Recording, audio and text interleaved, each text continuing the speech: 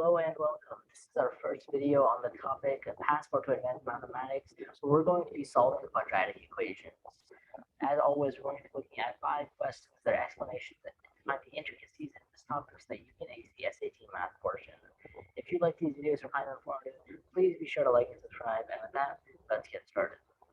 We're given a question here, but before we do anything at all, first we need to understand how to solve a quadratic equation. Some of you might know the quadratic formula, but we're going to rederive it here anyway. So this is how you would be a normal quadratic function that is ax squared plus bx plus c equals 0.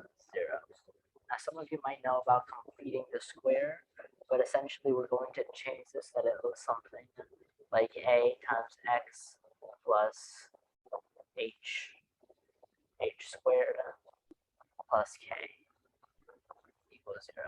That's what we're going to make it look like, where h and k are constants. And we need to find out what h and k are in terms of the bx and the c. All right, so let's clear this recipient. And let's think about how we complete the square in a normal function. Right, so say we have let's start with a harmonic quadratic, right, where the a term here is just 1. So x squared plus, say, 4x plus 2 equals 0. How do we complete the square?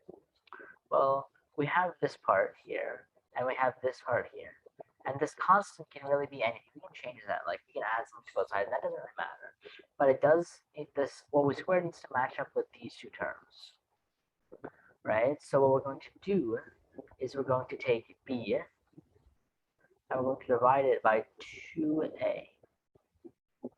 b divided by 2a, which right now is 2. And then we're going to put that equals 2a. So let's say x plus b over 2a. And we can say that is squared. And when we square that, we end up with x squared plus 2 times x times b over 2a, which is going to be b over a x. Right? So now if we multiply this whole thing by a, then we end up with ax squared plus bx plus b squared over 4a squared, which is what we want. Right? We want the x squared plus b and the ax squared plus bx. As for the constant, that can really wait. We don't really care about that right now. Right? So I'm going to rewrite our equation. So ax squared, let me write it smaller. Ax squared plus bx plus c equals 0, and it now equals. So we have a times x plus b over 2a. This whole thing squared. I'm going to add c. And what is that going to equal? Well, it's the same ax squared plus bx plus c, except that we added this part over here. Right? So this is going to be 2b squared over 4a squared. Then we're going to subtract c from both sides. Get rid of this. Right. So now we have that a times x plus b over 2a squared equals b squared over 4a squared minus c. Right, now if you want to check to make sure this is correct, you can expand this. You get ax squared plus bx plus b squared over 4a squared times this a. So we don't have this squared. That's why you check to make sure, because this is not going to, it's going to be b squared over 4a now. Right, so it's just going to be that. Let's get rid of this too. We don't really need that. So a times x plus b over 2a squared equals b squared over 4a minus the c. All right.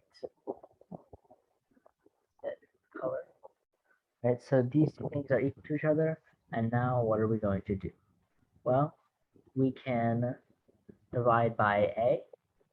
Right, that seems like somewhere to start. If we divide by a, and we end up with our, actually before we divide by a, let us rewrite this. Let's rewrite this part, the minus c, and instead make that minus 4ac over 4a.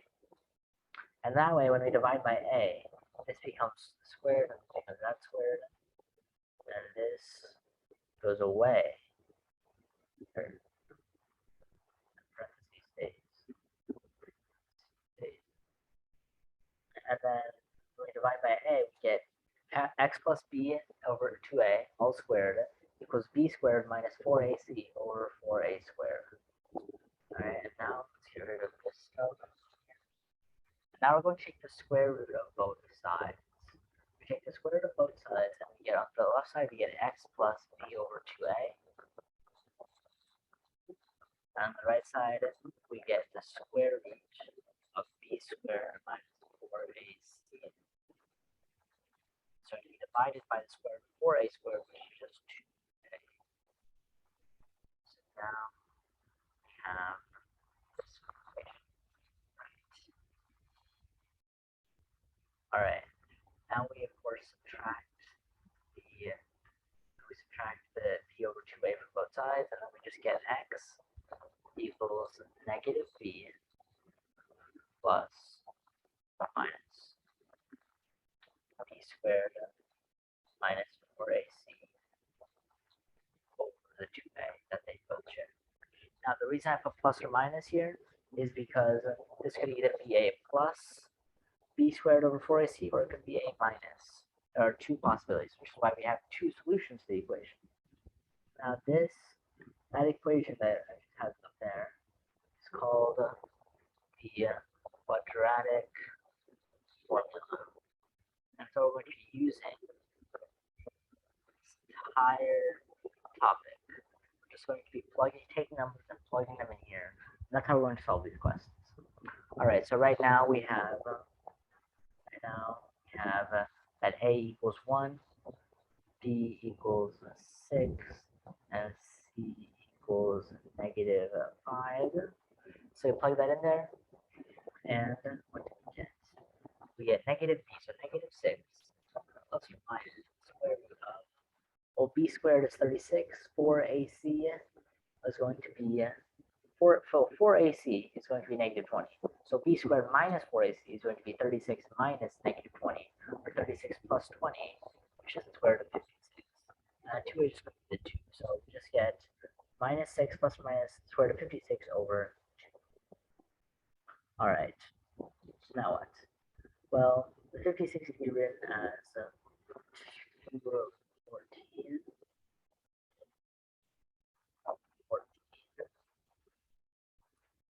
Right? And since we wrote it as 2 root 14, then we can divide out by this 2, divide out by this 2, and we get negative 8 or minus the square root of 14. And that is our answer. All right. So negative 3 plus or minus square root of 14 is going to be negative 3 minus 14 and negative 3 plus 14. And our answer choices, that can only be answer choice A right here. So that is our answer, and we are done. Let's keep going. All right. Now erase this. We're going to keep the quadratic formula down there.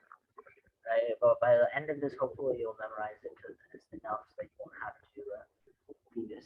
You won't have to write it down every time. But if you at any point, if you do forget it, you can always rederive it using the completing the square technique that we use. It's a very useful technique to think about, so make sure you do understand why it works. However, knowing the quadratic formula is enough for most of the questions. Right now, we plug in the numbers, we get negative 8 plus or minus 64 minus 24.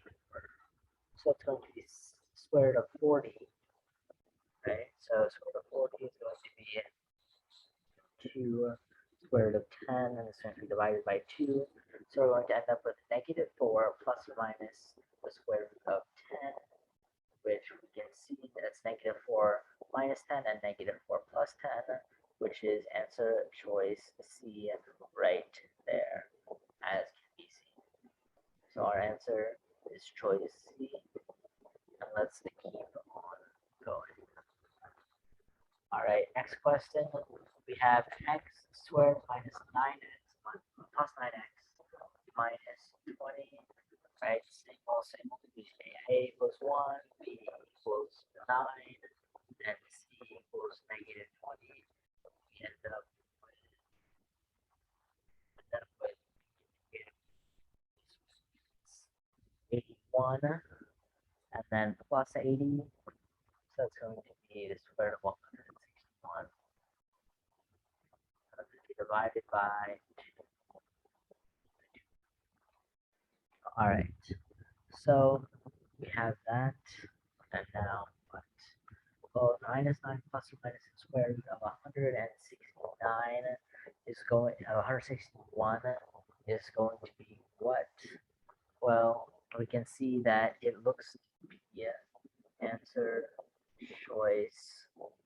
The answer choice D that has a square root of 161. So that is our answer, and we are done. Let's keep going. Next question. I hope you're getting used to this.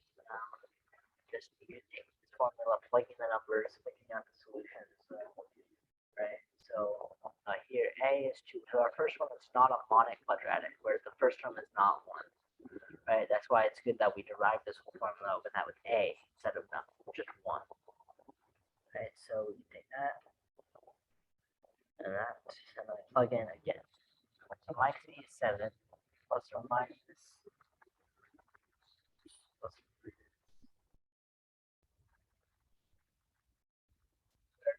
b squared 49 negative 4ac is going to be negative 4ac is going to be plus 40. This is going to be 89. That's going to be divided by 4. All right, so our answer is 7 plus or minus the square root of 89 for 4. And looking at our answer choices, we see that that matches up with answer choice B, 7 fourths minus 8 square root of 89 over 4, and 7 fourths plus 89 over 4. So that is our answer, and we can move on. All right, question number 5. 3y squared plus 5y minus 10 equals 0. And just do what we've always been doing here.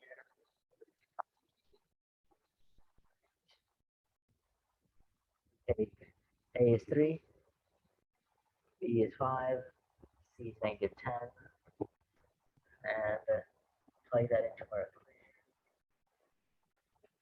where we have negative 5 plus or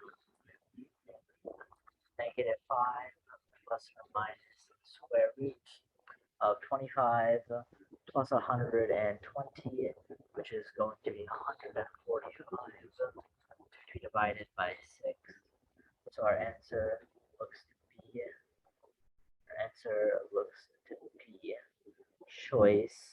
answer choice B, which is y equals negative 5, 6 minus 145 over 6, and y equals negative 5, 6 plus 145, square root of 145 over 6. Now, I know that a lot of you might be saying something about the fact that this function is in terms of y instead of x, like we have here. We defined it in terms of x. We said that ax squared plus bx plus c equals 0.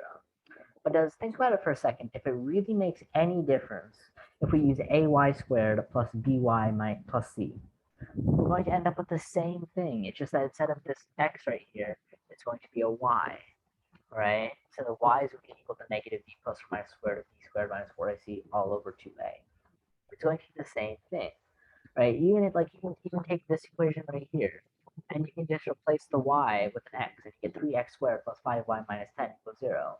And then you can find this x, you can find to be choice B, and you plug that in as x, and it'll still give you 0. So it'll still give you 0 if it's y.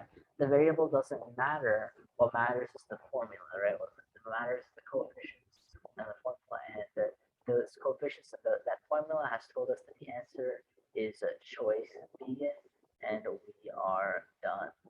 That is it for this topic. Stay tuned for next time when we continue our study of the passport to advanced mathematics. I'll see you later.